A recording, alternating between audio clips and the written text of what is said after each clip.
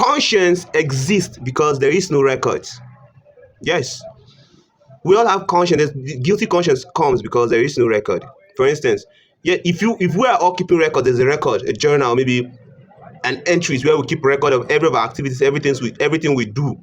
I tell you, there will be no need for conscience because your conscience will not need to judge you because your conscience will be working with evidence, with proof.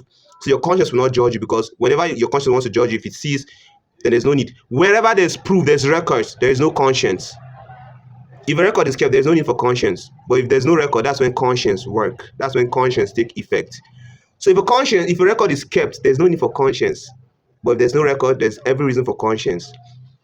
Your conscience judges you because you can't keep track of it. For instance, someone tells you, someone black. Sometimes people use blackmailing to get because they know there's no record. They blackmail you and then take advantage of a moment because they'll tap into that conscience of your inner conscience because there's no record.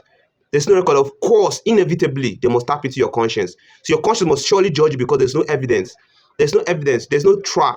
You can't defend yourself. Even sometimes you know you're right, but then since you can't defend yourself, you don't have that evidence. You tend to believe, okay, maybe you're wrong, but you know you're right, but you start believing you're wrong because there's no record.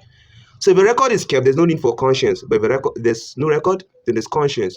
Conscience exists because there is no record. Anyway, if you think otherwise, could you comment?